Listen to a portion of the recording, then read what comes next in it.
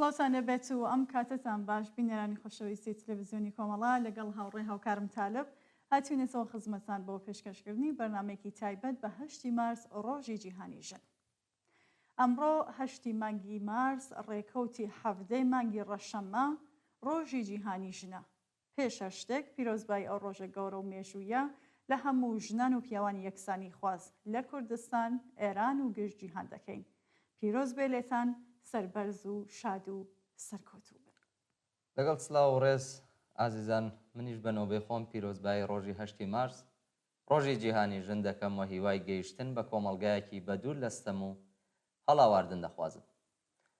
ئازیزان، بە بۆنەی ڕۆژی جیهانی ژن لە تەلەڤیزیۆنی کۆمەڵەوە بەرنامەیەکی تایبەتمان بۆ ئامادەکردوون کە لە کاتژمێرەکانی داهاتوودا بەرەبەرە پێشکەشتانی دەکەین و هیوادارین کە جێگەی سوود و ڕەزامەندیەوەی ئازیز بێت. لەگەڵماندا بن.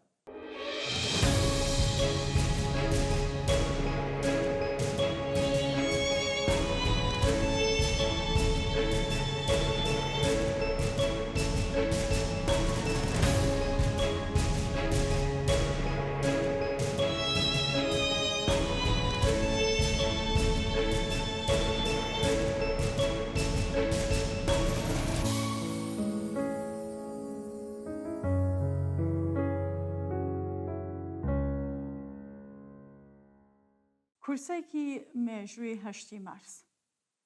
هاتنەمەیدانی ژنان و ناڕزایەتی و خەباتیان لە ناودڵی هەلومەرجی چۆسانەوەی چینی کرێکاران و خەباتیان و ئەزمەی گەورەی سەرمایەداری وەک سیستمی چۆسێنەرانەی چینایەتی و بەلێ شاو زیادبوونی ڕیزی کرێکاران بۆ بازاڕی کار بۆ بەدەستهێنانی بەرهەم و سەروەتی زیاتر بۆ سەرمایەداران دەڕۆشتە پێشەوە.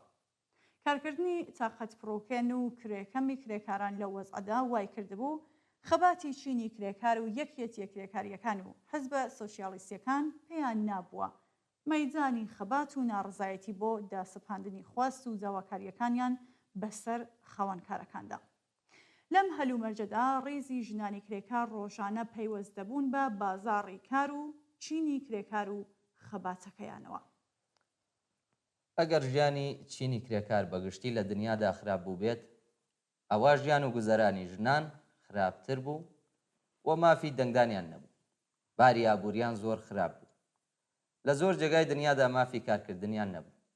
جێگا و ڕێگای کۆمەڵایەتیان زۆر لە خوارەوە بوو. هەر بۆیە لە دڵی هەلومەرجێکی ئاوادا ژنانی کرێکار پێیان نایە مەیدانەوە بۆ خواست و داواکانیان و دەستیاندایە ناڕەزایەتی. لە زۆرێک لە وڵاتەکانی ئەوروپا ژنان بۆ مافی دەنگدان هاتبوونە مەیدان. ژنانی کرێکار بۆ باشترکردنی هەلومەرجی کارکردن، بۆ کەمکردنەوەی سەعاتی کار و زیادکردنی کرێ کە لە خوار کرێی کرێکاری پیاوەوە بوو هاتبوونە مەیدانەوە. بەڵێ تالب لە نێو بەرنامەکەدا کۆمەڵێ مقابلەمان کردووە لەگەڵ هاوڕێیانمانە بە داندانە بینەرانیشمان ببینن دوای بابەتەکەمان درێژە پێدەین. زۆر باشە، فەرموون بۆ بینینی. درود و وقت بخیر به بینندگان عزیز تلویزیون کماله و CPI و خسته نباشی به همکارای عزیزم. 8 مارس روز اعلام همبستگی جهانی زنان است. زنان در جنبش‌های انقلابی و اجتماعی و همواره در کنار طبقه کارگر برای از بین بردن نابرابری و استثمار مبارزه کردند. این روز یادآور اراده آهنین زنان برای ساختن دنیایی برابر و بدون ستم است.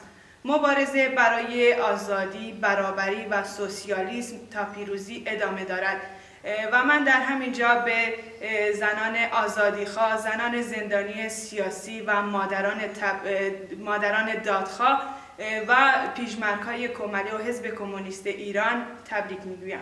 لە ڕۆژی 8 مارسی ساڵی 1857دا ژنانی کرێکار لە کارگەیەکی جلوبەرگ لە نیویۆرک بۆ ڕاوەستانەوە لە بەرامبەر ئەو هەلومەرجەدا و خواستی کەمکردنەوەی ساعاتی کار و زیادکردنی کرێ و باشترکردنی هەلومەرجی کار ناڕزایەتیان دەربڕی. ئەگەرچی ئەم ناڕزایەتیە لەلایەن پۆلیسەوە سەرکوت کرا، بەڵام ئەم ڕۆژە بووە سەرەتایەک بۆ ناڕزایەتی ژنانی کرێکار و بۆ 8 مارس وەکو ڕۆژی جیهانی ژنان بناسرێت.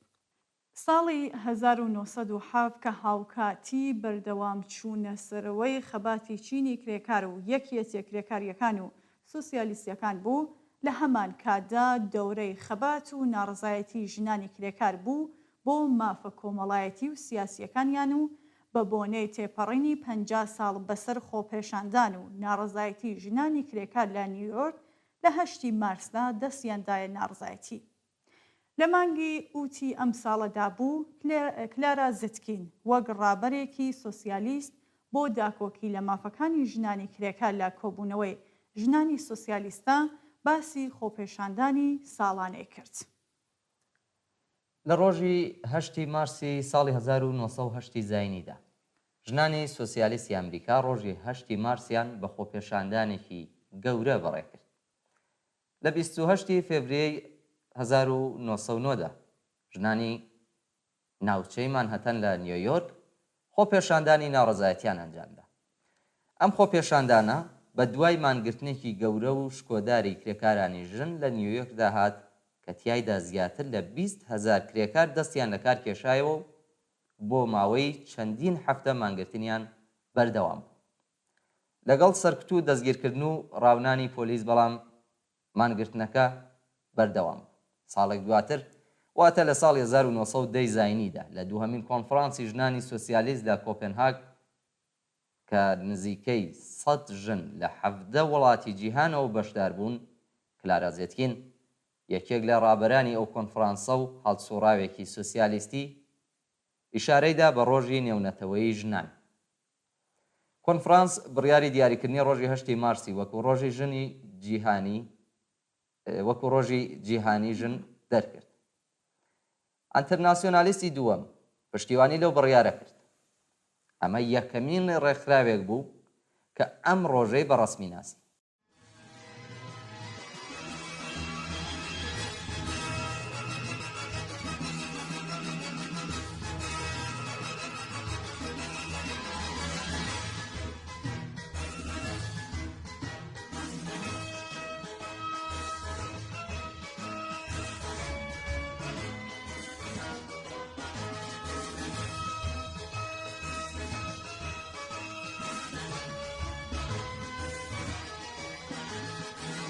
هەموو هاوڕێی بە یەک ئاواز ئازادی دەکەین باڕێباز بۆ دادپەروەری بانیاز بۆ خەبات دەکەین بانگاواز ئێمەین هەموو دەکەین ئافراد لەژێر دەستەبوونی ئافراد دەڵێین ناهەرگیز بۆ ستەم نەبۆژینێکی بێبەرهەم. ساڵی 1911 زاینی لە وڵاتەکانی ئاڵمان، ئۆتریش، سویس و دانمارک ڕۆژی 8 مارس وەک ڕۆژی جیهانی ژنان بەرزڕاییرە کە ژمارەی ژنانی خۆپێشاندەر تەنیا لە ئۆتریش بە 30,000 کەس خەملێنرا. ئەم خۆپێشاندانانە بە هەمان شێوەی خۆپێشاندانی ژنانی ناڕازی نیویۆرک کەوتە بەر هێرشی سەرکوتکەرەکانی پۆلیس، لێیاندرا و ژمارەیەکیان لێ دەستگیر کرا. چەند ڕۆژێک دوای ئەم یادکردنەوەیە ڕۆژی جیهانی ژنان ڕووداوێکی گەورە و جەرگبڕ ڕووبەڕووی کرێکارانی کارگەی جلوبەرگی ئەمریکا بووەوە بەهۆی چاوچنۆکی خاوەنکاری سەرمایەدارەوە کە ئەویش سوڵتانی نزیکەی 150 ژنی کرێکار بوو لە شوێنی کارەکەیاندا لە نیویۆرک، کە ئەمە نەک لە ئاستی ئەمریکا بەڵکو لە ئاستی دنیادا دەنگی دایەوە لە نەهامەتیەکانی کە بەسەر ژنانی کرێکاردا هات. ئەمەش زیاتر خەباتی چینی کرێکار بەگشتی و ژنانی کرێکاری تونتر کردەوە.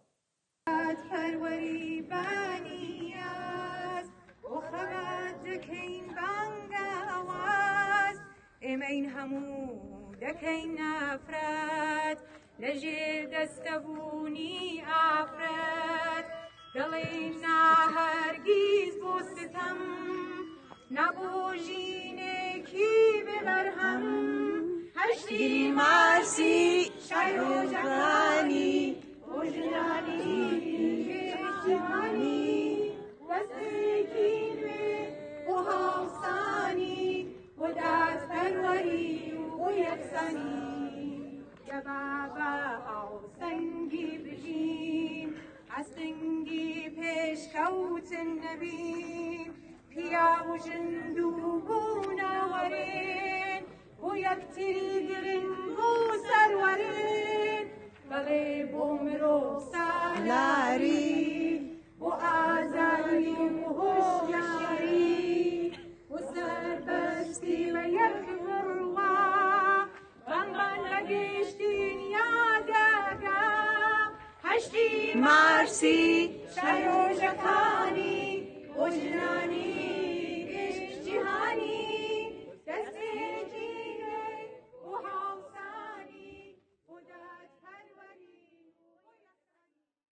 تراژدیای ئەم کارەساتە کە بەسەر ژنانی کرێکاری جلوبەرگی نیویۆرک دەهات بەهۆی چاوچنۆکی و دژی کرێکاری خاوەنکارەوە بوو کە نەیدەویست داواکاری و خواستەکانی کرێکار و یەکێتیە کرێکاریەکانی ژنان بەڕەسمی بناسێنێت کە لە ناڕەزایەتیە 20,000 کەسیەکانی پێشودا بەسەرکەوتن گەیشت بوون. باری خراپی هەلومەرجی کارگە و کرێکاران لە هەموو ڕوویەکەوە زۆر خراپ بوو کە خاوەنکار نێدەویست باشتری بکات تاکو ئەو کارەساتە دڵتەزێنەی لێکەوتەوە. بۆ ناڕزایەتی بەو کارەساتە و بوونە قوربانی ژنانی کرێکار ڕۆژی 19 مارس لە سەرتاسەری ئەمریکادا ڕێپێوانی گەورە ئەنجام دراکان نزیکەی 100,000 کەس ڕژانە سەر شەقامەکان و دەیان قوربانی لێکەوتەوە. ساڵی 1914 کاتێک جەنگی جیهانی یەکەم دەستی پێکرد و ئەوروپا ناوەندی ئەو جەنگە بوو، ژنانی شۆڕژێر لە خۆپێشاندانەکانی ساڵەکانی 1915 بۆ 16 لە ژێر دروشمێکی سەراسەریدا بە دژی جەنگی ئیمپەریالیستی ڕاوەستان. لە وڵاتانێکی تردا کە ئەم جەنگە گرتبوونیەوە لە ناو چینەکانی کۆمەلگادا بەلایەنگر و دژی جەنگ دابەش بوون. بەمدا بەشبوونەش کاری کردە سەر ڕیزەکانی بزوتنەوەی ژنان کە نەتوانن بە شێوەیەکی سەراسەری و گەورە ڕۆژی جیهانی ژن ساز بدەن. ساڵی 1921 زاینی کۆنفرانسی ئەنتەرناسیۆنالیستی کۆمۆنیستی لە مۆسکۆ سازدرا. لەو کۆنفرانسەدا ڕۆژی 8 مارس بە وێنەی ڕۆژی جیهانی ژن بڕیاری لەسەردرا. ئەو کۆنفرانسە ژنانی جیهانیان بانگەواز کرد بۆ خەبات و خواستەکانیان بە دژی سیستەمێکی چەوسێنەرانەی سەرمایەداری کە لە دنیادا هەیە ناڕەزایەتی دەرببڕن.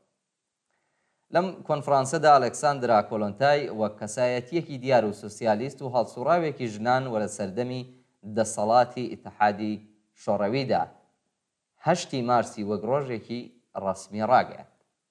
لە ساڵی 1960دا کۆنفرانسێک بەسرا لە یادی 50 ساڵەی ڕۆژی جیهانی ژناندا کە لە 73 وڵاتەوە 729 نوێنەر لە کۆپنهاگ کۆبوونەوە و لەم کۆنفرانسەدا پشتیوانی لە مافەکانی ژنان لەباری ئابووری و سیاسی و کۆمەڵایەتیەوە ڕاگەیەنرا. بەڵێ ساڵی 1975 یەکەم ساڵ بوو کە نەتەوە یەکگرتووەکان بە فەرمی یادی 8 مارسی کردەوە. ساڵی 1970 کۆمەڵی گشتی نەتەوە یەکگرتووەکان بڕیارێکی دەرکرد کە تیادا داوای لە وڵاتان کرد کە ڕۆژێک تەرخان کەن بۆ مافەکانی ژنان و ئاشتی نێودەوڵەتی. لە ئەنجامدا 8 مارس وەک ڕۆژی جیهانی ژن پەسەند کرا. ئەمڕۆ 8 مارس لە زۆربەی وڵاتانی جیهاندا یادی دەکرێتەوە. لە هەندێک وڵات ئەم ڕۆژە پشووی فەرمیە. لە زۆر شوێنی جیهان ژنان و پیاوان بە ڕێپێوان، کۆبوونەوە و چالاکی جۆرا و جۆر یادی ئەم ڕۆژە دەکەنەوە. ڕۆژی جیهانی ژن تەنیا یادێک نییە لە دەستکەوتەکانی ڕابردوو، بەڵکو بانگەوازێکیشە بۆ یەکسانی ڕەگەزی لە هەموو بوارەکانی ژیاندا. لەم ڕۆژەدا ئێمە یادی ئەو ژنانە دەکەینەوە کە ڕێگەیان بۆ یەکسانی کردووەتەوە و پەیمان دەدەین کە بەردەوام بین لە خەبات بۆ جیهانێک کە تیادا جیاوازی ڕەگەزی نەمێنێت. ئێستا دوای زیاتر لە 100 ساڵ لە یەکەم یادکردنەوەی ڕۆژی جیهانی ژن هێشتا زۆر کار ماوە بۆ بەدیهێنانی یەکسانی تەواو. بەڵام ئەم ڕۆژە یادمان دەخاتەوە کە بە یەکەوە بوون و خەباتی بەردەوام دەتوانین جیهانێکی باشتر بۆ ژنان و کچان بنیاد بنین. چاوان ناوبڕێک بدەین بینەرانمان وا بکەین شوێک بن دێنەوە لاتە.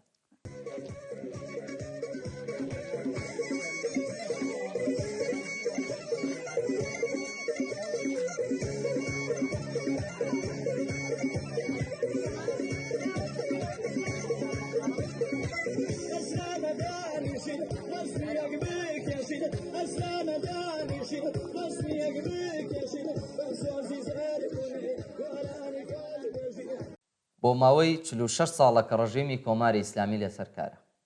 چەوسانەوەی ژنان لەم کۆمەڵگایە و خەبات دژی ئەم چەوسانەوەیە لە پاڵ خەباتی کرێکاران هەمیشە ناوەڕۆکی کێژمەکێشێکی کۆمەڵایەتی بووە. حزب و گروپە سیاسی و پۆزیسیۆنەکان و ڕێکخراوە مەدەنیەکان هەوڵیانداوە لە ڕوانگەی خۆیانەوە ناوەڕۆک و مانای ئەم خەباتە دەرببڕن و کاریگەری بخەنە سەرڕەوتی ئەم کێشە کۆمەڵایەتیە. بەڵام لە هەمان کاتدا جیاوازیەکان لەم بوارەدا جددی و چارە نووسسازن.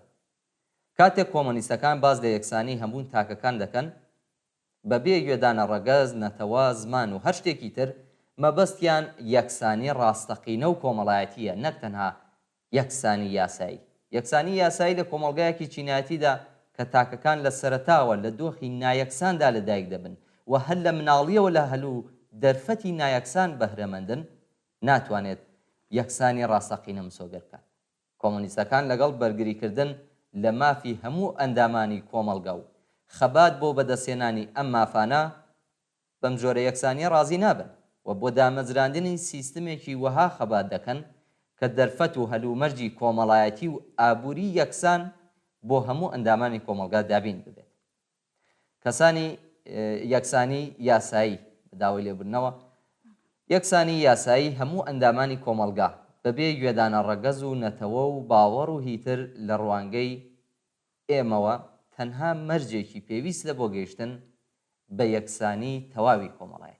منیش بە نەوبەی خۆم دۆژی 8 مارس بە هەموو بنەماڵەی گیانبەختکردووانی ڕێگای ئازادی و سوسیالیزم و بەرابەری و بە هەموو ژنانی دادخواز و بە ژنانی تێکۆشەر پیرۆزبایی ئەرزەکەم. هەروەها سەری حورمەت و ڕێز و خۆشەویستیدا ئەنوێنم بوو بنەماڵەی گیانبەختکردووانی ڕێگەی ئازادی بەتایبەت ئەو ژنانەیە کە لەم ڕێگا و دوای ئینقلابی ژینا لەناو کۆڵانەکان و خیاوانەکانی ڕۆژهەڵاتە گیانیان بەخت کرد. ئیمساڵ ڕۆژی 8 مارس بە سوورەتێکی فرەجیاواز بەرگوزار ئەوێ بە خاتر ئەوەیە کە لەم شەرایەتە لەم بارودۆخایە کە قەرارمان گردووە سێ دانە فەعالی حقوقی ژنان بە ناوگەلی پەخشان ئەزیزەی وریشە مورادی و شەریفە محەممەدی لەژێر خەتەری سودوری حکمی ئێدامە قەراریان گرتووە. ئەو حکمە ئەلەیهی ئەو ژنانە بازم تکرارە و کردیا، بازم سودورە و کردیا، تایید کردیا. هەروەها ئێمە لەم شەرایەتە ئەتین ڕۆژی 8 مارس بەرگوزارەکەین، ڕۆژی 8 مارس جەشنەگرین کە 11 دانە لە فعالان و چالاکوانانی ژنان لە گیلانە 6 ساڵ زندانیان بۆ دابڕیاوەسە و هەروەها لە شەرایەتێکە 8 مارس جەشنەگرین کە زەینەب جەلالیان خەریکە بە وورەیەکی بەرزە و 17مین ساڵی زندانی خۆی لە ناو زندانەکانی سەرکوتگەری ڕژیمی جمهوری ئیسلامی تێپەڕەکە و وورەیەکی بەرزە و ئرادەیەکی مقاومە و هەمچنان خەریکە بە بەرخۆدان و مقاومەتی خۆی ئەدامە ئەدا. ئێمە لە شارایەتێکە خەریکین 8 مارسی ئیمساڵ بەرگوزارەکەین جەشنەگرین کە فرێ لە ژنان و کچان لە شارە جۆرا و جۆرەکانی کوردستان، ئێران و جەهاندا لەژێر زۆر و ستەمی بنەماڵەکانیانە لەژێر حکوومەتی سەرکوبگەری جمهوری ئیسلامیە قەراریان گرتووە. هەروەها لەژێر زوڵم و ستەمی سیستمی سەرمایەداری بەتایبەت لە ڕۆژهەڵات و لە ئێرانە لەژێر سیستمی پیاوسالاری و دژەژنی ضد ئەو سیستمە قەراریان گرتووە. ئێمە ڕۆژانە ئەبینین کە لە شارە جۆرە و جۆرەکانی ئێران و کوردستاندا ژنان و کچان ئەو نەقوربانی سیستمی سەرمایەداری و پدەسالاری پیاوسالاری کە ئەو ژنانە ئەشێ لەم ڕۆژە ستای ئەو ژنانە بین، دەنگیان بین، ستایان هەڵبڕین بە وورەیەکی بەرزە و هیوادارم ئیمساڵ هەمومان بە ژنان و پیاوانی ئازادی خواز لە تەواوی جیهان لە ئێران و لە شارە جۆرە و جۆرەکانی کوردستانە بتوانین کە بە ستایەکی بەرزە و بە وورەیەکی بەرزە و دەنگی ئەو ژنانە بین کە لە ماڵە لە گۆشەی ئاشپەزخانەکانە دەنگیان خەفەقان بووگە. بازم پیرۆزبایی 8 مارس بە هەموو بنەماڵەکان و بە هەموو ژنان و کەسانی ئازادی خواز تەبریک ئەیژم و هیوادارم بتوانین بە دروشمی ژیان ئازادی شۆڕشی ژینا ئەمینی سەرکەوین. ژن و پیاو دەبێت لە گەشت بوارەکانی کۆمەڵایەتی ئابووری و سیاسیدا نەک تەنیا یەکسانی یاسایی بەڵکو دەبێت یەکسانی ڕاستەقینە بەدەست بێنن. ئەمەش پێویستی بەوەیەکە لە یەکەم هەنگاودا گشت ئەو یاسایانە هەڵبۆشێنرەوە کە جیاکاری لە نێوان ژن و پیاودا دەکەن. بۆ نمونە ژن وەک پیا و مافی کارکردن و دەستڕاگەیشتن بە هەموو پیشەکانی هەبێت. لە کاروباری خێزاندا ژن و پیا و مافی تەواو یەکسانیان هەبێت. بۆ نمونە لە بابەتی هاوسەرگیری جیابوونەوە سەرپەرشتیکردنی منداڵاندا هەروەها هەموو ئەو ئیمتیازە تایبەتانەی کە بە ناوی سەرۆکی خێزانەوە بە یاسای دراون بە پیاو هەڵبۆشێنرەوە. لە کاروباری سیاسیشدا ژنان وەک پیاوان مافی هەڵبژاردن و هەڵبژێردران لە هەموو بوارەکاندا بەدەست بێنن. وەک مەرجێکی پێویست بۆ بەکردەوەی بوونی ئەم مافە یەکسانانە پێویستە هەلومەرجی یەکسانی کۆمەڵایەتی ئابووری سیاسی و پەروەردەیی بۆ گشت ژنان دابین بکرێت. بە ئامانجی گەشە پێدانی بەهرە و توانەکانیان و بەرزکردنەوەی ئاستی هۆشیاری و زانیاریان. پێویستە ئەو بارودۆخ و هەلومەرجە بۆ ژنان بڕەخسێندرێت کە بتوانن لە ڕووی ئابووریەوە سربەخۆ لە پیاوان بن و پشت بەهێزی خۆیان ببەستن. چاوان با باسێک لەم هەلومەرجانە بکەین بۆ ئەوەی ئەم هەلومەرجانە بەمانای ڕاستەقینەی خۆی بێنەدی و ژنان بەڕاستی دەرفەتی گەیشتن بە یەکسانیان بۆ بڕەخسێت پێویستە گشت بربەستە کولتوری و ئاینیەکانیش لە بەردەم ژناندا لا ببرێت. کەواتە پێویستە خەباتێکی بەرفراوان و گشتگیر ڕێک بخرێت دژی ئەو بیر و باوەڕ و بۆچوونە پیاو سالارانەی کە پێگەی نزمتر و ژێردەستەی ژن بە شتێکی ڕەوا و ئاسایی دەزانن و بەداخەوە تا قوڵایی کۆمەلگا ڕۆچوو. منیش بە نوبەتی خۆم پیرۆزبایی 8 مارس ئەەکەم لە سەرجەم ژنانی ئێران و ڕۆژهەڵات لە هەموو ژنانی جیهان. 8 مارس تەنیا ڕۆژێک نییە لە ساڵنامەدا. 8 مارس بەڵکو دیواری بێدەنگەکان ئەشکێنێت. سەری ڕێز و نەوازشدا ئەنوێنم بۆ هەر هەموو ئەو ژنانەی کە لەو ڕێگایەدا خەبات و تێکۆشانیان کردووە. پیرۆز بێت 8 مارس ڕۆژی جیهانی ژن. ژنان بەهۆی ئەو ڕۆڵە تایبەتەی کە وەک دایک لە ئەستۆیاندایە لە سیستمی سەرمایه‌داریدا ڕوبەڕووی کۆمەڵێک بربەست و سنووردارکردن دەبنەوە. چونکە سیستمی سەرمایه‌داری هیچ جۆرە بەرپرسیارەتی و پابەندبوونێک بەرامبەر بەم پرسە و بەرامبەر بە منداڵانی کۆمەلگا لە ئەستۆ ناگرێت، بەڵکو بە تەواوی دەیخاتە سەر شانی خێزان.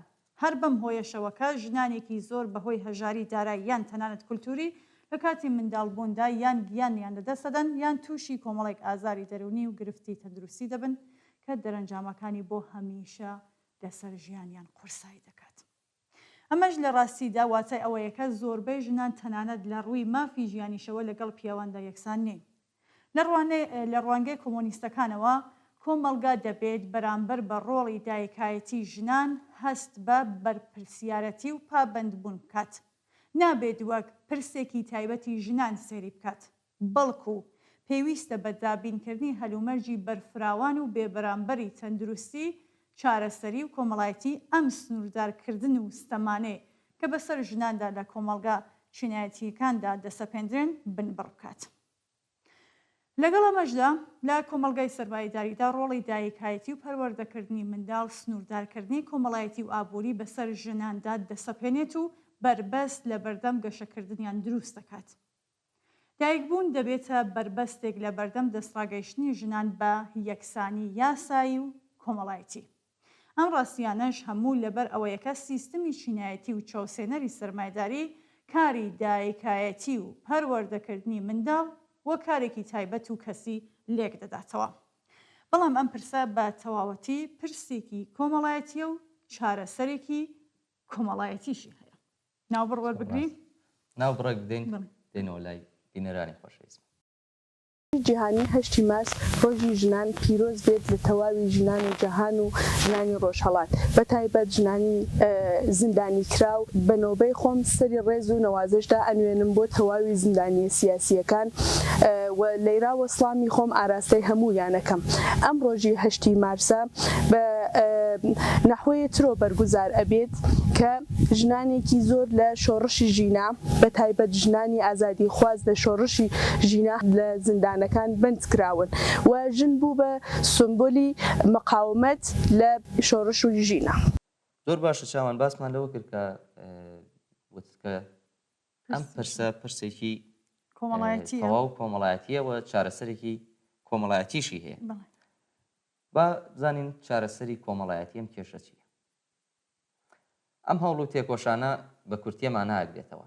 یەکەم، ژنانی دووگیان بتوانن سوود لە مۆڵەتی پێویست وەربگرن لە ماوەی پێش و پاش منداڵبوون بەبێ ئەوەی لە ماف و امتیازەکانیان بێبەش بکرێن، واتە لە شوێنی کاردا. لە هەمان کاتدا لە ئاستی کۆمەڵگادا لە شار و شارۆچکە و گەڕەکەکاندا باخچەی ساوایان و شیرەخۆرە بە ڕادەی پێویست هەبن تا ژنان بتوانن کۆرپە و منداڵەکانیان باوان بسپێرن تا خۆشیان بتوانن لە کار یان پەروەردەی خۆیان بەردەوام بن. کاتژمێرەکانی کاری ئەو ژنانەی کۆرپەیان هەیە بەبێ کەمکردنەوەی موچە و کرێکەم بکرێتەوە تاکو ئەم دایکانە بتوانن بە شیردان و بەخێوکردنی کۆرپەکانیان ڕابگەن. کۆمەڵگا لە وەها ئاستێکی ئیمکانات و خۆشگوزەرانی بەهرەمەند بێت کە بتوانێت کاری قورس و ماندووکەری ناوماڵ لە سەرشانی ژنان لا ببات و بەمەش لە هەمان کاتدا ئەو بیانوانەی کە بورژوازی بە پاساوی دایک بوونەوە ژنانی پێ لە مافی یەکسان بێبەش دەکات بنبڕ بکرێن. بزوتنەوەی ژنان ڕێگایەکی بێگەڕانەوەی گرتووەتە بەر هۆشیاری و ڕێکخستن و ئەزمموی مێژووی ئەو خەباتانە وای کردووە کە نەتوانرێت بگەڕێتەوە بۆ سەردەمی نایەکسانی و چەسانەوە. ژنان لە هەموو جیهان و بەتایبەت لە ڕۆژهەڵاتی ناوەڕاست هەرگیز ناگەڕێنەوە بۆ ڕابردوو کە دەنگیان کفرا بوو. ئەم بزوتنەوەیە گۆڕانێکی بنەڕەتی و بێگەڕانەوەی نەکتەنها بۆ ژنان بەڵکو بۆ تەواوی کۆمەلگاکان هێناوەتە ئاراوە. سەرکەوتن لەم ڕێگایەدا نەک هەرجێ شک و گومان نییە بەڵکو پێویستیەکی حەتمیە بۆ بەدیهێنانی دادپەروەری و ئازادی. ئێمە ڕادەگەینین کە ڕۆژی 8 مارس ڕۆژی جیهانی ژنان بیرهێنانەوەی بزوتنەوەیەکی هەمەلایەنەی سیاسی و کۆمەڵایەتیە کە ژنانی ئێران و بەتایبەت ژنانی کوردستان بە ئیرادەیەکی زیاتر لە ڕابردوو بەرەو بەدیهێنانی ئارمانەکانیان کارەکەن، شان بە شانی پیاوان دژی هەر چەشنە نابەرابەریەک ئەوەستن و خەباتەکەن بۆ بنیاتنانی جیهانێکی ئازاد و یەکسان و دادپەروەر. بەنکەیە ئەمساڵ لە ڕۆژی جیهانی ژناندا ئەبێ دروشمی نەبوو سێدارە نەبوو ژنکوژی و هەروەها خەباتی یەکگرت و لە دژی گرانی تەوەری سەرەکی هەڵمەتەکانمان.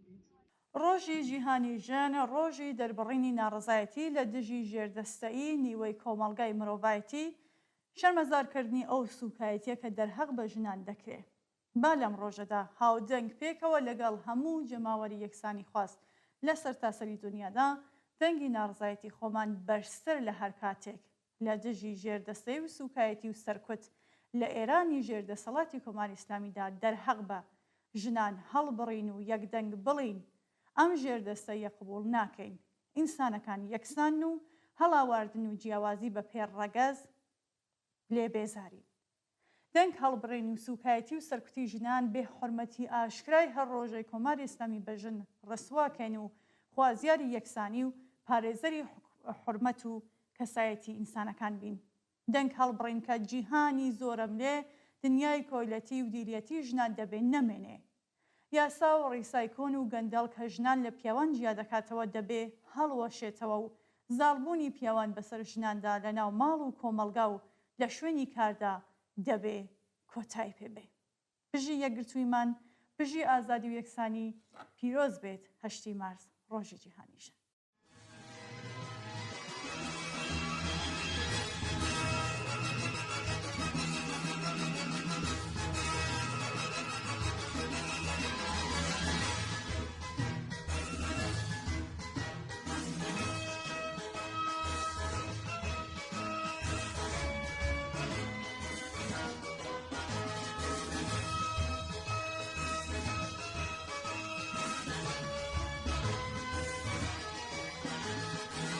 هەموو هاوڕێن بە یەک ئاواز ئازادی دەکەین باڕێباز بۆ دادپەروەری بانیاز بۆ خەبات دەکەین بانگاواز ئێمەین هەموو دەکەین ئافراد لەژێر دەستەبوونی ئافراد دەڵێین ناهەرگیز بۆ ستەم نەبۆژی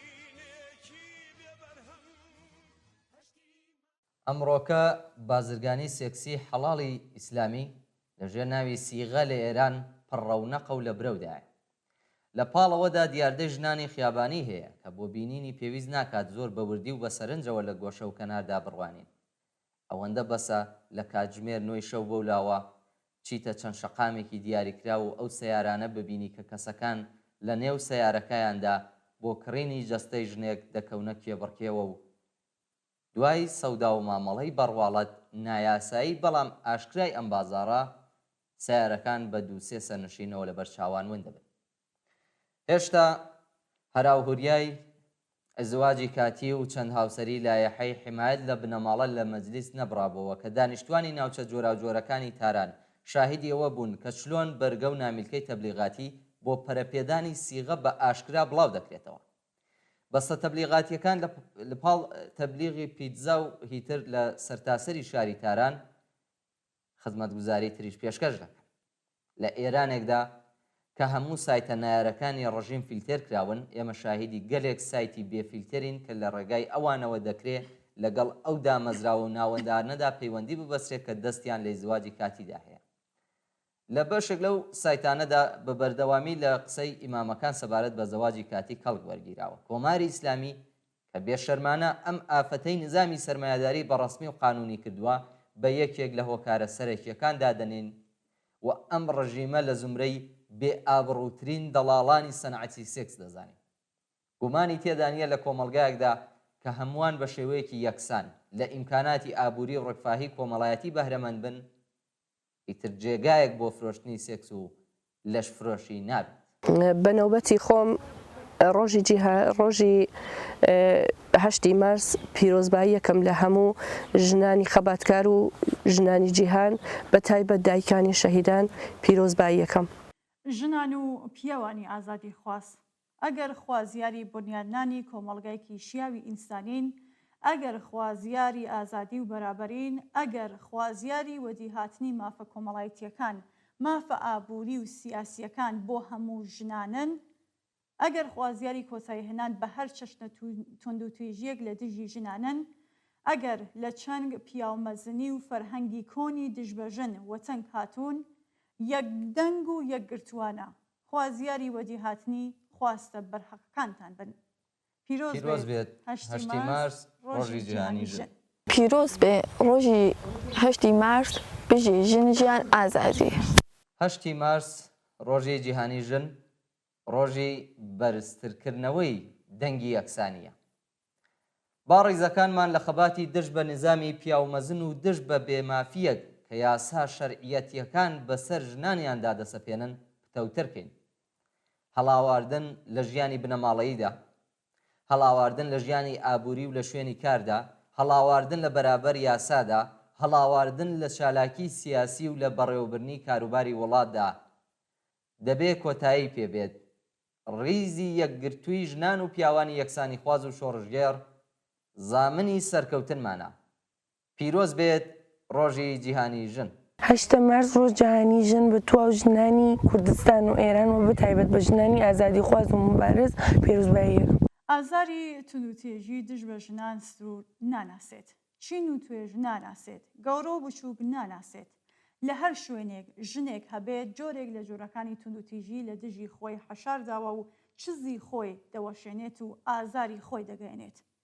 ژنانی هەژار، ژنانی کرێکار، ژنانی بێسەواد، ژنانی مهاجر، ژنانی شەڕ لێدراو، ژنانی مەزلومی لەشفرۆش و ژنانی معتاد زۆرترین بەشی ئەم ئازارەیان بەردەکەوێت. هەر کردەوەیەک بە هەر شێوەیەک ئازارێک جەستەیی بێدیان دەرونی ئاشکرا بێدیان شارەوە بە ژن بگەێنرێت نیشانەی تونوتیژیە. دیارە دڵتەزێنترین جۆری ئەم ئازارە تونوتیژی جەستەییە کە ئەساسەن لەلایەن پیاوانەوە دژ بە ژنان بەڕێوە دەچێت. بەڵام پانتای و قوڵای واقعی ئەم ئازارە کۆمەڵایەتیە کاتێک دەردەکەوێت کە هەموو جۆرەکانی شارەوە و ئاشکرای دیکەشی بناسین.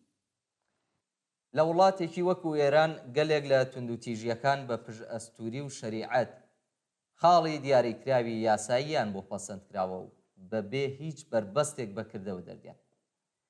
یاسای چەند ژنە، یاسایی ئیزدواجی کاتی واتە سیغە، جیاکردنەوەی ئینسانەکان لە یەکتر بە پێی ڕەگەزیان، بێبەشکردنی ژنان لە مافی سەرپەرستیکردنی منداڵەکانیان کە گەورەترین ئازاری دەرونیە بۆ دایکان، ئەمانە و گەلێکی تر هەمویان تونند و تیژی گەلێکن کە بەپێی یاسا و شەریعەت بەڕێوە دەچن.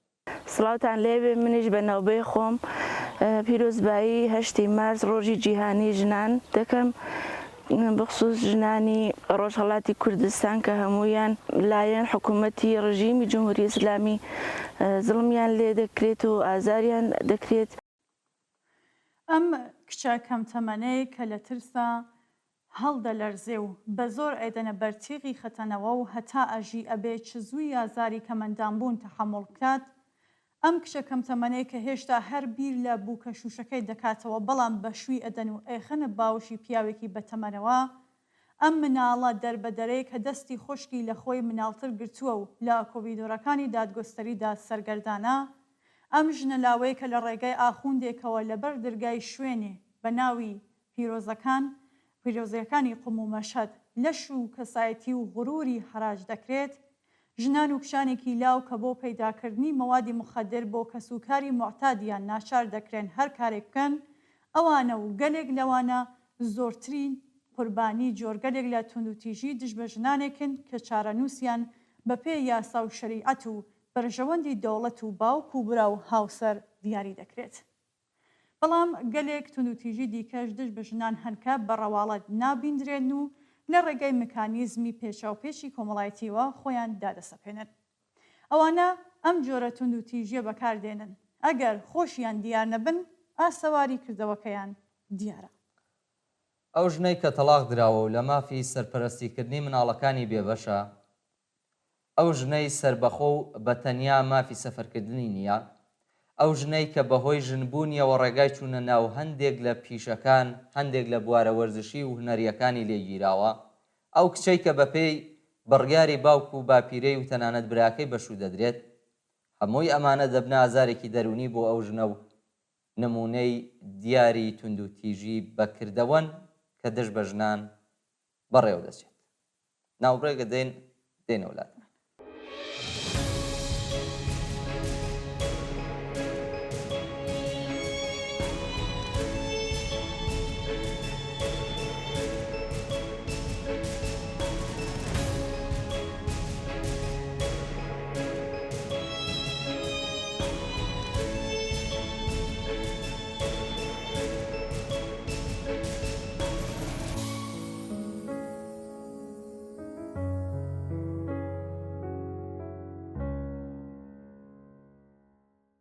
شێوەیەکی دیکە لە توندوتیژی شاراوە دژ بە ژنان لە شوێنەکانی کار، لە کارخانە و کارگا و ئیدارەکاندا بەکردەوە دەردێت.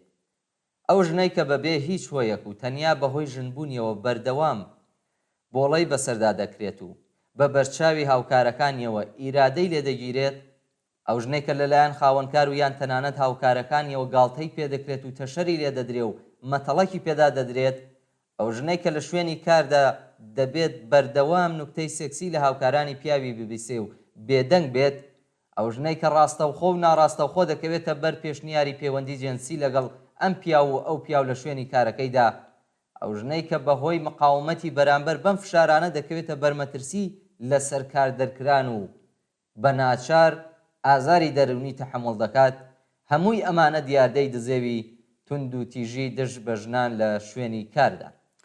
بەڵێ توندوتیژی دژ بە ژنان سنوورێک ناناسێت و دیاردەیەکی بێزلێکراوی کۆمەڵایەتیە کە هەزاران ساڵە لە دژی ژنان بەڕێوە دەچێت و نیزامی سەردمایەداری سەردەمی ئێمەش هۆکاری مانەوەیەتی. ئەگەر توندوتیژی دژ بە ژنان دیاردەیەکی کۆمەڵایەتیە کەوابێت بەرەنگاربوونەوەیشی دەبێت لە ئاستێکی بەرینی کۆمەڵایەتیدا هێزی بۆ کەوێتە کار. دەوڵەتەکان کۆمەڵگای پیاوسالار بەبێ بەرەنگاربوونەوەیەک لە ئاستێکی بەرینی کۆمەڵایەتیە پاشەکشەیان پێ ناکرێت و ئەمەش هێزی یەکگرتووی ژنانی ستەملێکرا و پیاوانی یەکسانی خوازی دەوێت. دەبێت دەوڵەتەکان بخرێنە ژێر زەختەوە بۆ ئەوەی سزای قورس بەسەر بۆ هەر چەشنە توندوتیژیەک دژ بە ژنان لە بنەمەڵەدا لە خوێندنگا و شوێنی کار و لە گشت کۆمەڵگا دیاری بکەن.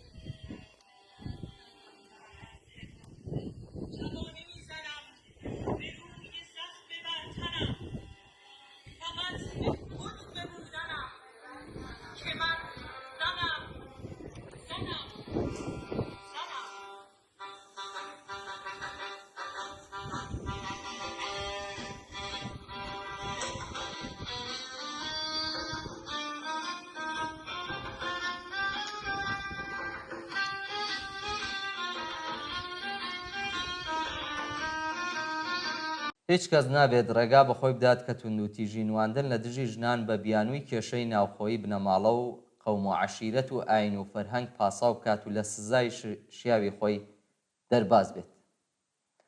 هەر جۆرێک لە توندوتیژی دژ بە ژنان لە شوێنی کار پێویستە قەدەغە بکرێت و کەسێک کە ئەم جۆرە تاوانە دەکات دەبێت لێکۆڵینەوەی لێ بکرێت و سزا بدرێت. ئەگەر ژنێک بەهۆی ئەم ئازارانەوە ناتوانێت درێژە بە کارەکەی بدات دەبێت تا ئەو کاتێک کە کارێکی گونجاوی دەست دەکەوێت لە بیمەی بێکاری بەهرەمەند بێت. لە ڕێگەی خەباتێکی ڕێکخرا و یەکگرتوانە بە بەشداری زۆرترین ژنانی چەوساوە و ستەملێکرا و پیاوگەلێک کەمانەوەی ئەم ستەمکاریە ویژدانیان ئازار دەدات دەکرێت هەر لە ئێستاوە تا ڕادەیەکی زۆر شوێنێکی ئاسوودەتر لە ناو بنەماڵەدا و کەش و هەوایەکی ئەمنتر لە کۆمەلگا و لە شوێنی کاردا بۆ ژنان دابین بکرێت. سەرنجام بە ڕزگاربوونی بەشەریەت لە نظامی نەکبەتی سەرمایەداری و دامەزراندنی کۆمەلگایەکی سوسیالیستیە کە بەشەریەت بۆ هەمیشە لەم شەرمەساریە ڕزگار دەکات.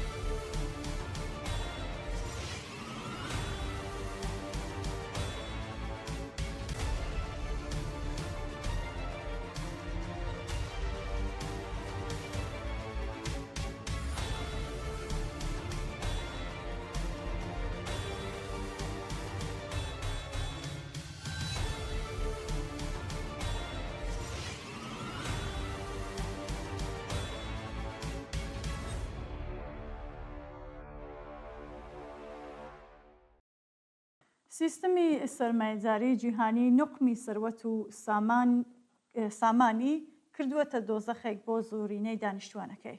سەدان ملیۆن مرۆڤ لە هەژاری ڕەهادا دەژین و پێویستیان بە نانی شەوی مەمرە و مەژیە. کرێکاران بەرهەمهێنەرانی هەموو بەهاکانی ئەم جیهانە لە بەرهەمی کاری خۆیان بێگانن. باری قێرانە ئابوووریەکان پێش هەمووان بەسەر هەژاران و بێبەشان و چەوساوانی کۆمەلگادا دەڕمێت.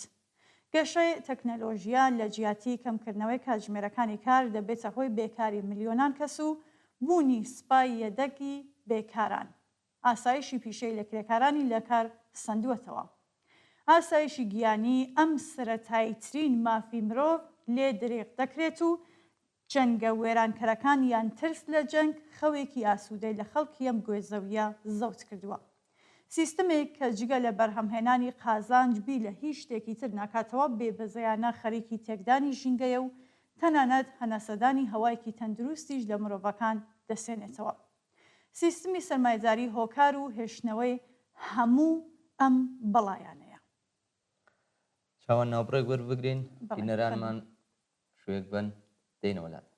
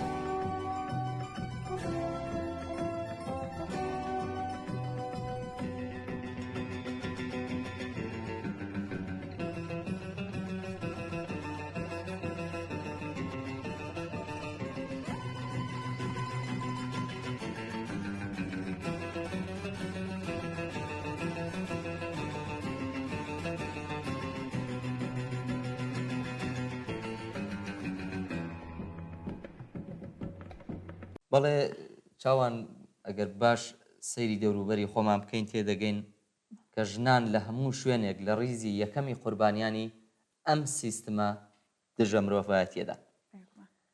ڕێژەیەکی گەورە لە بێکاران ژنان پێکی دەهێنن. قوربانیانی هەژاری پێش هەموو کەس ژنانن. باری هەموو کێشە کۆمەڵایەتیەکان، لەشفرۆشی، ئێعتیاد، تند و تیژی بە شێوە جیاوازەکان، پیا و سالاری و هیتر هەموویان پێش هەموو کەس بەسەر ژناندا دەڕوخێن. لە ئێرانی ژێردەسەڵاتی ڕژیمی ئیسلامیدا دیارە هەموو ئەم بەڵایانە بەس نین، بۆیە دەوڵەتیش بە یاسا کۆنەپەرستانەکانی کەوتۆتە گیانی ژنانی ئەم وڵاتە و هەموو ئەم نەهامەتیانەی دوو هێندە تونتر کردوێتەوە. کۆماری ئیسلامی سوکایەتیکردن و بێمافی ژنانی فەرمی و یاسایی کردوێتەوە. ژنان لە هەموو یاساکانی ئەم وڵاتەدا بە نیوەی پیاوان دێنەژمار. هاوسەرگیری منداڵان یاساییە. لەشفرۆشی لەژێر ناوی سیغەدا پەرەی پێدەدرێت. مافی تەلاق لە ژنان سەندراوەتەوە و ژنان لە کاتی جیابوونەوەدا لە مافی سەرپەرشتی منداڵەکانیان بێبەش دەکرێن. ژنان بەبێ ئیزنی پیاوان مافی سەفەرکردنیان نییە و زۆرە هاشتی تر. بەرامبەر ئەم هەموو ستەمکاری و بێمافیانەدا چ ڕێگایەکی جگە لە بەرخۆدان و خەباتی بێوشان هەیە؟ واتە هەمان ئەو ڕێگایە کە ژنان ئێران لە ماوەی 46 ساڵی ڕابردوودا بە سەربەرزی بەرەو پێشیان بردووە و لە زۆربەی بوارەکاندا کۆنەپەرستی ئیسلامیان ناچار بە پاشەکشە کردووە.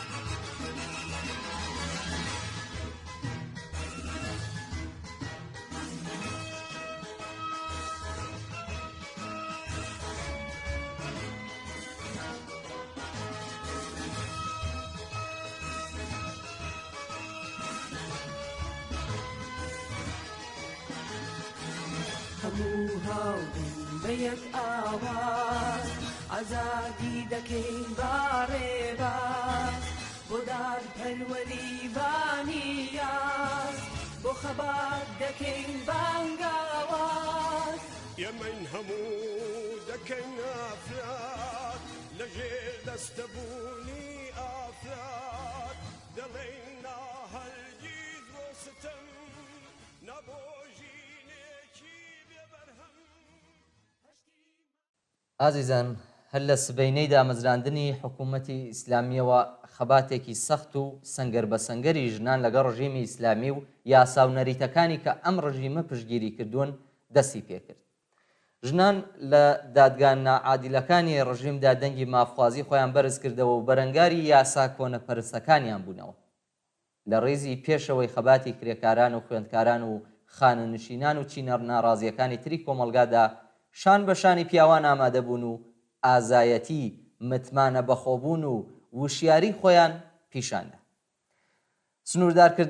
سنووردارکردنەکانیان پاشەکشە پێکرد و پێشڕەوی دەستڕاگەیشتن بە زانست و تەکنیکی سەردەمی خۆیان بوون.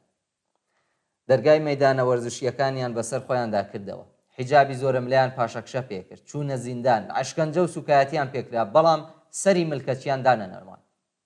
هەموو ئەمانە و زیاتر لەمەش بوونە هۆی ئەوەی کە ڕوانینی کۆمەڵگەی نەریتی بەرامبەر بە ژنان بگۆڕێت. ژنان بە سەرسەختی و خۆڕاگری خۆیان بە هەمویان نیشانیاندا کە هیچ گۆڕانێکی ڕادیکاڵ لەم کۆمەڵگایەدا بەبێ ئامادەبوونی ئەوان ممکن نابێت. لە درێژێ ئەو خۆڕاگریەدا بوو کە شۆڕشی ژینایان بە دروشمی ژن ژیان ئازادی بەرپا کرد و تا بە ئەمڕۆیان هێنا. بێگومان ئەم ڕێگایە ئاگاهانەتر، ڕێک خراوتر، هەتا ڕزگاری تەواو لە کتوبەندی پیاوسالاری ژن دوژمنی حکوومەتی هەڵوەشانەوەی هەموو یاسا کۆنەپەرستەکان بەردەوام درێژێ دەبێت. ئەزموونەکانی تا ئێستا دەبنە سەرمایەی پێشڕەویەکانی داهاتوو.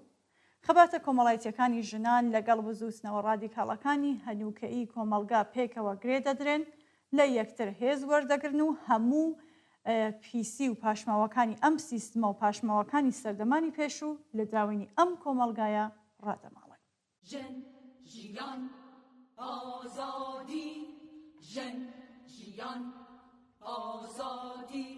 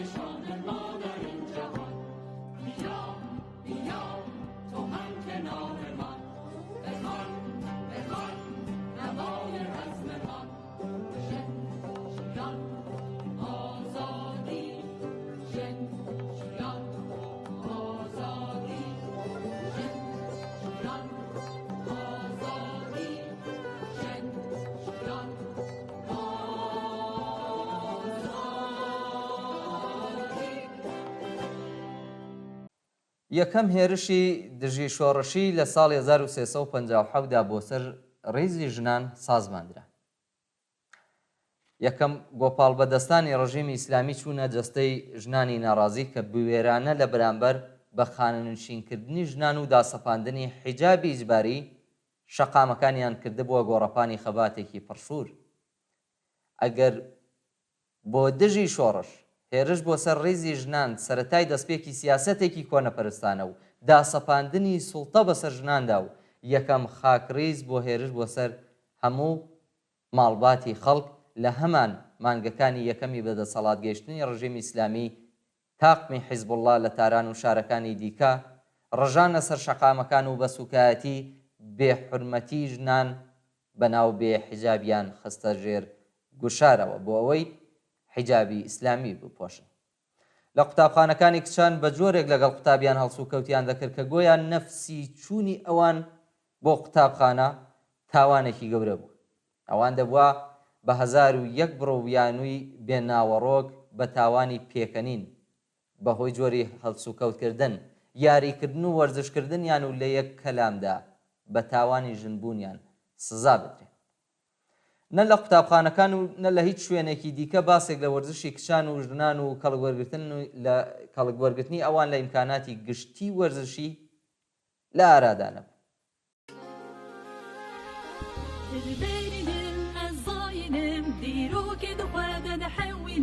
أزازك بزك أزادية شنو بوالدينم الباينم الزاينم ديرو كده وأنا حولم أزازك بزك أزادية شنو بوالدينم الباينم الزاينم ديرو كده وأنا حولم أزازك بزك أزادية شنو بوالدينم الباينم الزاينم ديرو كده وأنا حولم أزازك بزك أزادية شنو بوالدينم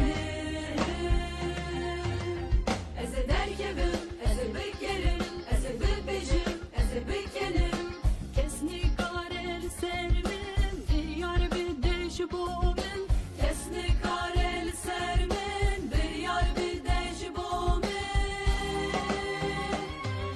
شترچيا توكي بابو برايان ميري دولتي ياندوزگري ناسناكم ناسناكم يكي جوا ناسناكم ناسناكم ناسناكم يكي جوا ناسناكم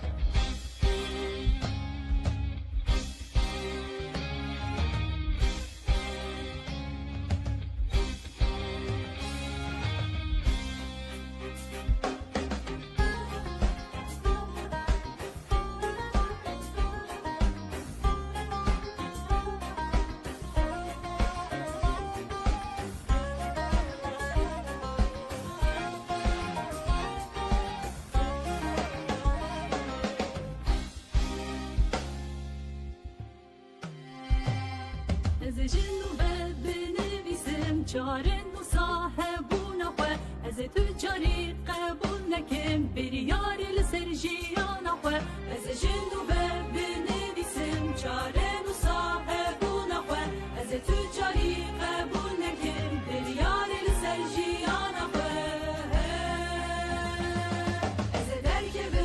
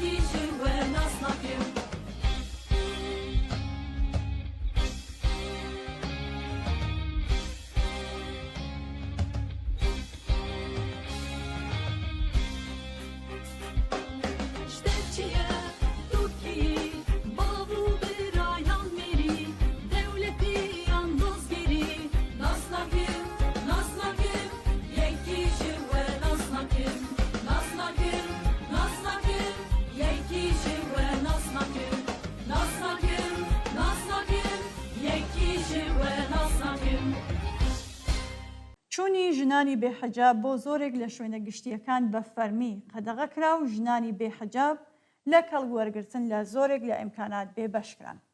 ژنانی خاننشینکرا و چیتر نەیان دەتوانی مادام کە وێنەی سەرکارتی پێناسەکەیان بە پۆششی ئیسلامیەوە نەبووایە لە مافی خاننشین بوونی خۆیان بەهرەمەند بن.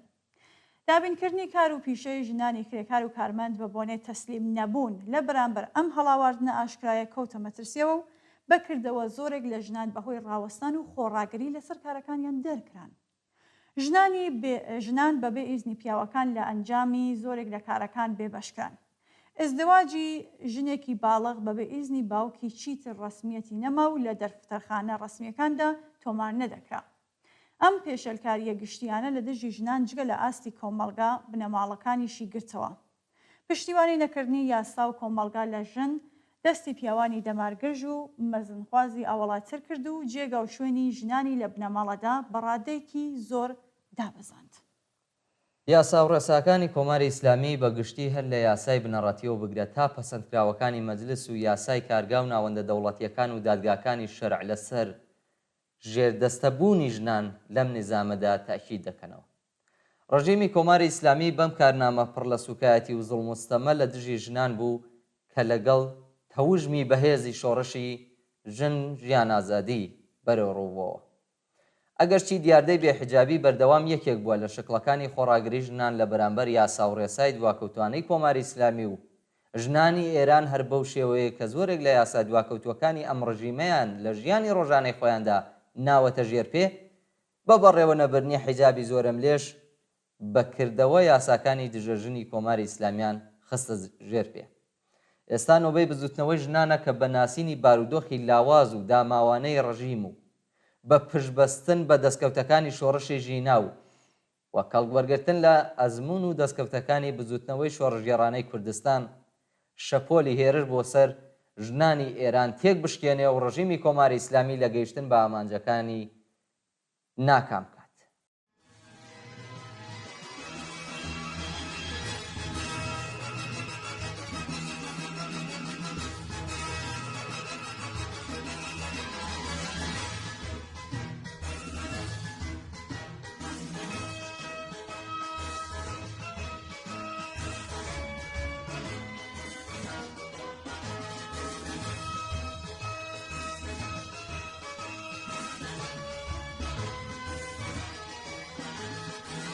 هەموو هاوڕێن بە یەک ئاواز ئازادی دەکەین باڕێباز بۆ دادپەروەریبانی یاس بۆ خەبات دەکەین بانگاواز ئێمەین هەموو دەکەین ئافراد لەژێر دەستەبوونی ئافراد دەڵێین ناهەرگیز بۆ ستەم نەبۆژی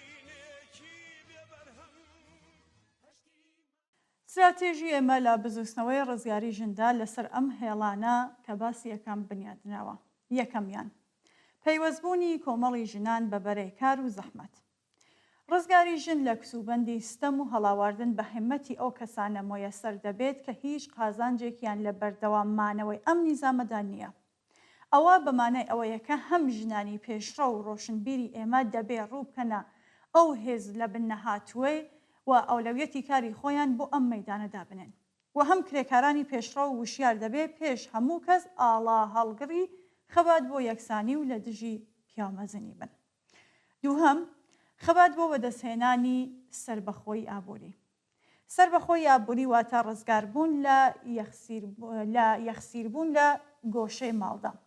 سربەخۆی ئابووری بواری دابینکردنی بژێوی ژیان لە پاوانی پیاو دەردێنێ و ئەرکەکانی بە یەکسان بەسەر هەردوولا دابەش دەکات. سربەخۆی ئابووری بڕوا بەخۆ لە ناخی ژناندا پەروەردە دەکات و لە ترس و نیگەرانی بۆ بێدەرەتەرانی ژیانی دواڕۆژ ڕزگاریان دەکات. چاوان من خاڵی سێم درێژە پێ بم. خاڵی سێم خەباتی سیاسی لە دژی دەسەڵاتە. لە وڵاتانێکی وەکو ئێران و عێراق کە ژنان ڕاستەوخۆ لە ڕێگای یاسا و بە پاڵپشتی پارلەمان و حکوومەت و دام و دەستگاکانی قەزایی و حقوقی ژێردەستە ڕادەگیرن، هەر حرەکەتێکی ژنان بۆ بەدەستێنانی بچووکترین مافێکیش ڕاستەوخۆ بەرەوڕووی دەسەڵات دەبێتەوە. ڕنگ و بۆنی سیاسی بەخۆیەوە دەگرێت. لە وڵاتانە دەسەڵات ڕاستەوخۆ لە بەردەوامانەوەی ستەم بۆ سەر ژنان بەهرەمەندە و بێمافکردنی ژنان ئامرازێکە بۆ زەبر و زەنگنواندن بەسەر هەموو کۆمەلگادا. لە ڕژیمێکی وەکو کۆماری ئیسلامیدا و یا هەر سیستمێک کە یاسای بنەڕەتیەکەی لەسەر ئەساسی شەریعەت بیناکرابێت هەر دەستکەوتێک تەنیا دەتوانێت بەرهەمی خەبات و خۆڕاگری ڕاستەوخۆ بەرامبەر بە دەسەڵات بێت. هەر بۆیە خەباتی ژنان لێرە نەک خەباتێکی پیشەیی بەڵکو خەباتێکی سیاسیە. خاڵی چوارەم وشیاری و ڕێکخراوبوونە. وشیاری واتە خۆڕزگارکردن لە خەوش و خاڵی دواکەوتووی و کۆنەپەرستی، ڕزگاربوون لە کاریگەری فەرهەنگ و کللتوری پیاوسالاری، ئەو کللتورەی کە دەرونی ژنانیشی داگرتووە، ئاشنابوون لەگەڵ ئەزمموی دەوڵەمەندی خەباتی یەکسانی خوازانەی هاوچارە نووسانمان لە هەموو جیهان. بەڵام وشیاری لە ڕێگەی ڕێکخراوبوونەوەیە کە دەبێتە هێزێکی مادی. پێویستە کۆمەڵی ژنان هێزی خۆیان لە ڕێگەی پێکێنانی ڕێکخراوی جەماوەری خۆیانەوە بخەنەکار.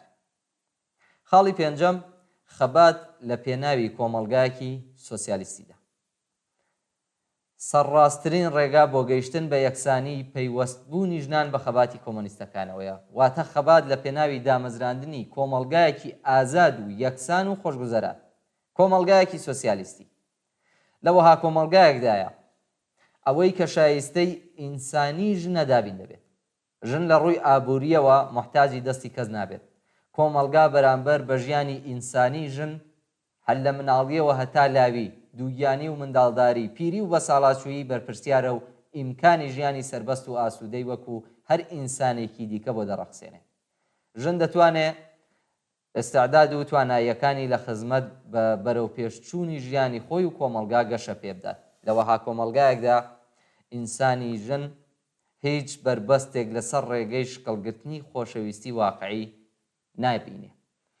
خۆشەویستی بۆ منداڵ، خۆشەویستی بۆ هاوسەر و شەریکی ژیان، خۆشەویستی بۆ دایک و باوک، هیچ کام لەوانە بە هیچ چەشنە احتیاجێکی مادیەوە گرێ نادرێت. لەوەها نیزامێکدایە کە ژن هەست بە ئازادی دەکات.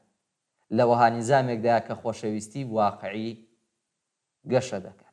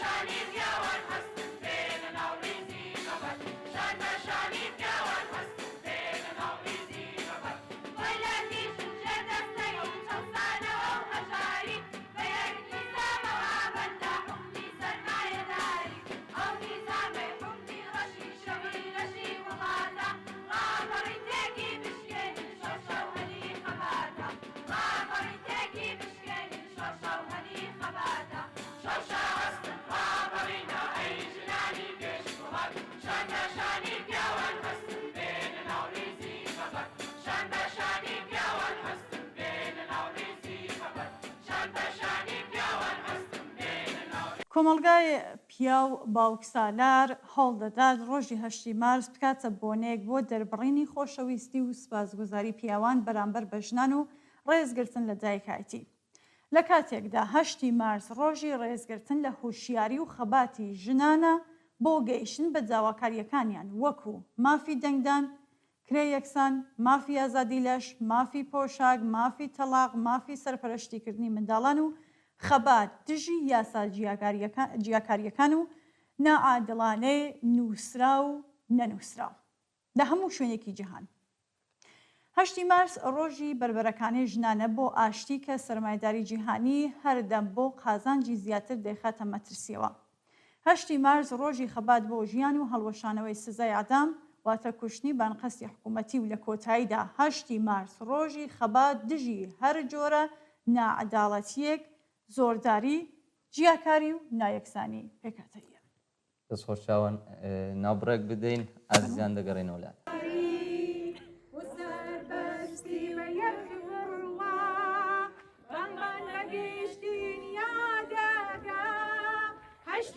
مارسی شەرۆژەکانی بۆ ژنانی گشتجیهانی دەستێکی نوێ بۆ هاوسانی بۆ دادپەروەری و بۆ یەکسانی.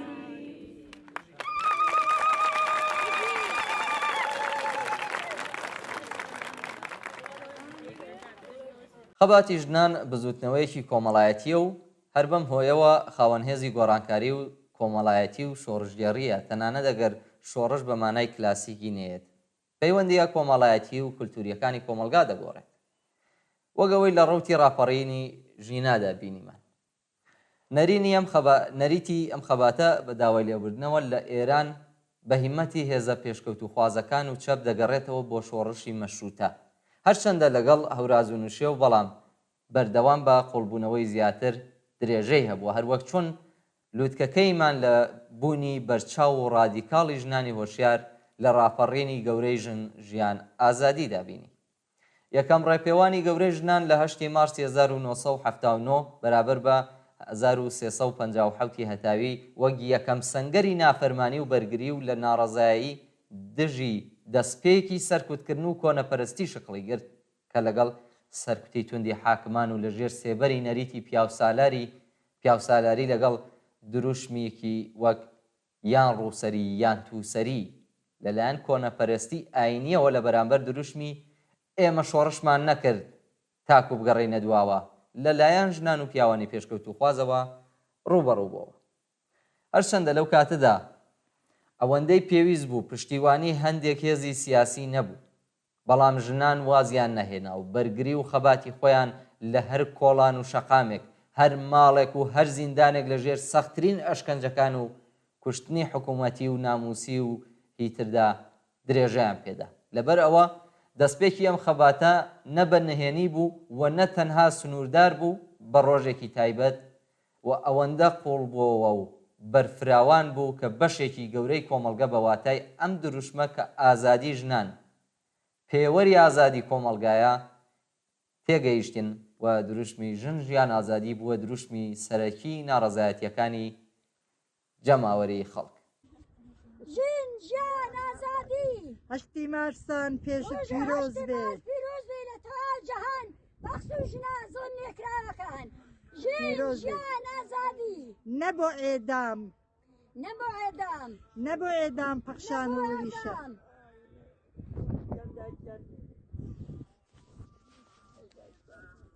بەشداری بەربڵاوی ژنان لە خەباتی ئێستای بزوستنەوەی ژن ژیان ئازادی لە شەقام و ناوەندەکانی کار لە قوتابخانە و زانکۆ، لە موسیقا و سینەما، هۆنەر و ئەدەبیات و لەناو بنەماڵە و کۆمەلگادا ئەوەندە درەوشاوە شکۆزار و بەربڵاوەکە فاشیزمی ئاینی هیچ ڕێگایکی جگە لە سەرکوتی بێبەزەیانە بۆ نەماوەتەوە.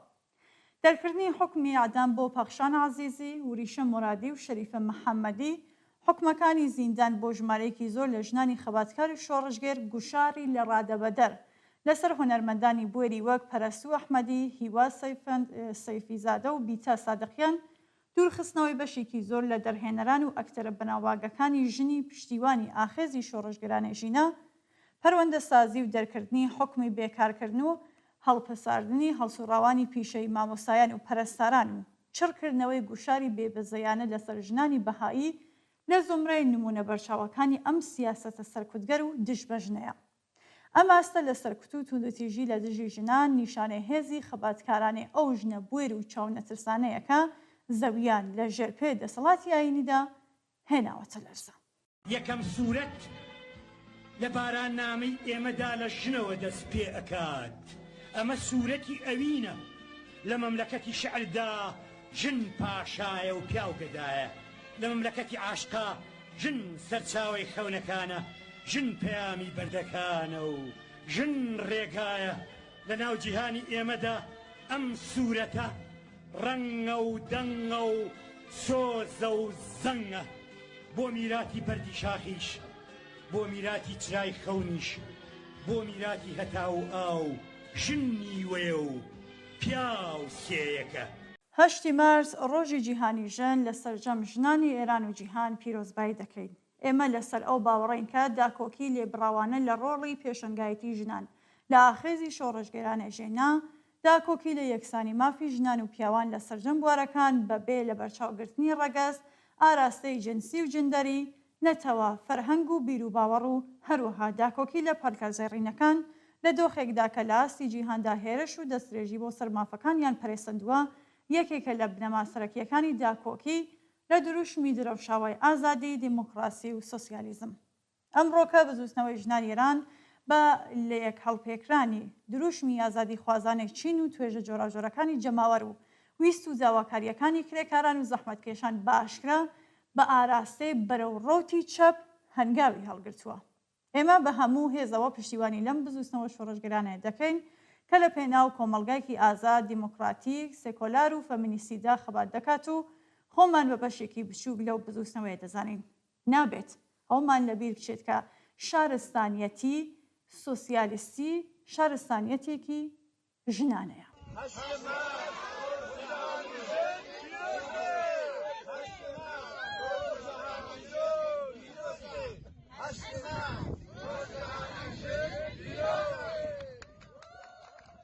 بەڵێ ئازیزان و بینەرانی خۆشەویست، بەم شوێ گەیشتنە کۆزای ئەم بەرنامە تایبەتەمان کە تایبەت بۆ 8 مارس ڕۆژی جیهانی ژن. ئەم ڕۆژەتان لێ پیرۆزبایی دەکەین.